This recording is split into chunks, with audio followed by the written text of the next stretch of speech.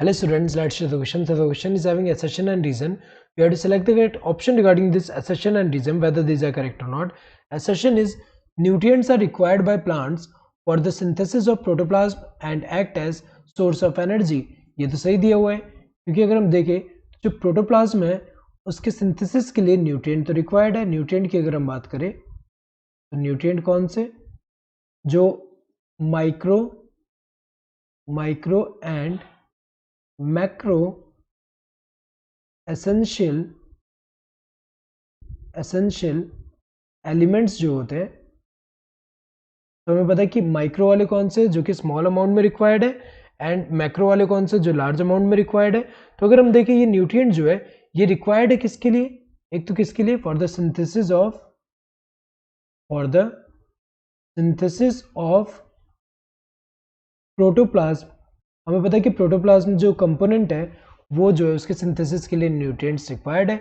इसके अलावा किसमें रिक्वायर्ड है, as a source of energy भी, सोर्स ऑफ एनर्जी, क्योंकि उनके ब्रेकडाउन से जो एनर्जी लिबरेट होता है वो एनर्जी यूटिलाइज हो सकता है डिफरेंट एक्टिविटी में. तो अगर हम देखें यहाँ पे ये तो सही दिया है. रीजन क्या दिया है, water provides the medium for enzymatic activities needed for growth. तो ये स्टेटमेंट तो सही है कि वाटर जो एक तरह से मीडियम की तरह एक्ट करेगा फॉर एंजाइमेटिक एक्टिविटीज जो कि उसमें होगा.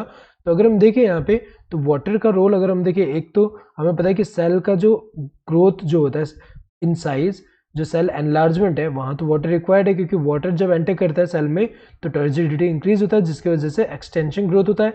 तो अगर हम देखें तो वहाँ भी रिक्वायर्ड है. इसके अलावा यहाँ पे एक तो मीडियम प्रोवाइड कर रहा है फॉर एंजाइमेटिक एक्टिविटीज जो कि रिक्वायर्ड है ग्रोथ के लिए. तो ये तो सही दिया है. तो यहाँ पे अगर हम देखें दोनों स्टेटमेंट तो सही है, but reason is not a correct expression of assertion. कि वाटर जो है एक तरह से मीडियम प्रोवाइड कर रहा है एंजाइमेटिक एक्टिविटी के लिए, इसके वजह से न्यूट्रिएंट जो रिक्वायर्ड है प्लांट में for the synthesis of protoplasm and as a source of energy की तरह एक्ट कर रहा है. तो अगर हम देखें ऐसा तो नहीं है.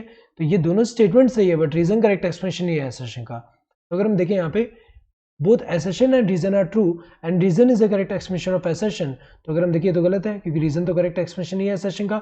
both assertion and reason are true but reason is not a correct explanation of assertion. ये सही है, दोनों true है but reason correct explanation नहीं है assertion का. assertion is true and reason is false, ये तो गलत है क्योंकि reason false नहीं है, true है. assertion and reason both are false, गलत है क्योंकि दोनों false नहीं है, दोनों true है. correct answer would be the second one.